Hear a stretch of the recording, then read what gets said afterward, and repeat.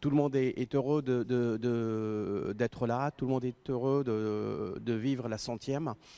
Ça fait 60 ans que les Angevins l'attendent, donc je vous promets que tous les Angevins sont très très heureux d'être à Paris aujourd'hui. Et puis quelle saison, Saïd Chaban pour Angers, 12e de Ligue 1, le maintien obtenu assez facilement, en tout cas assez tôt dans la saison, finale de cette Coupe de France. Vous devez être fier de votre club et de ce que vous avez accompli.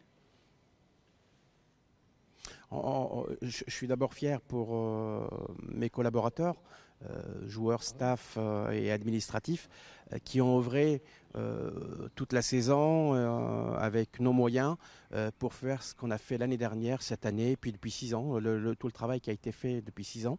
Et c'est une façon de récompenser tout le monde, de jouer cette finale-là. Donc la fierté, elle est angevine, elle est dans le cœur de tous les Angevins, et je suis très ravi.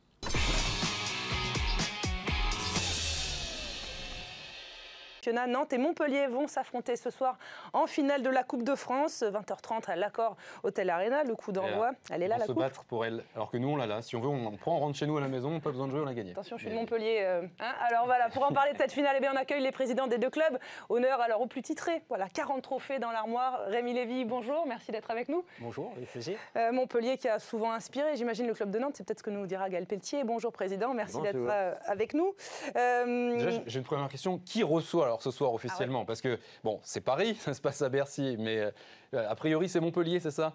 Alors, il paraît que c'est Montpellier qui reçoit pour une question d'éloignement kilométrique. Voilà. Ça fait un peu bizarre de dire qu'on reçoit à Paris, mais bon. Ça a une incidence sur les maillots, c'est ça? Bah oui, de fait, on ne jouera pas dans nos couleurs, on jouera en blanc.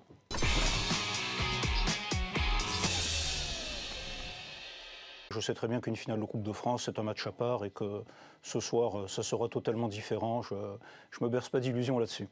La Coupe de France, c'est ça? C'est une compétition à part, Gaël?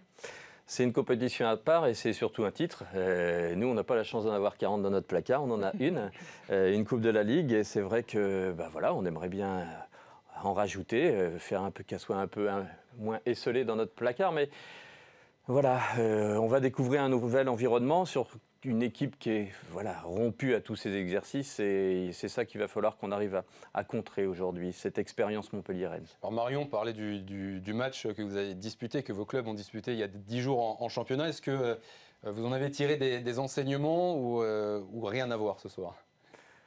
On en a forcément tiré quelques enseignements, mais en même temps, c'était un petit peu un jeu de poker menteur. Je pense que les entraîneurs ont un petit peu caché leurs équipes. C'est-à-dire que la finale, finalement, a quand même démarré lors de cette rencontre. Sans doute un peu, mais qu'un peu, parce que le championnat restait important. C'est vrai que Montpellier avait quand même sa 3e place à assurer. La 2e l'était pour nous, mais c'est vrai que ça nous aurait permis de rêver encore un peu plus longtemps si on avait gagné ce match-là. Donc ils l'ont gagné, on ne l'a pas bradé. Mais c'est vrai que peut-être que les entraîneurs ont un petit peu caché quelques joueurs et quelques combinaisons, c'est fort possible.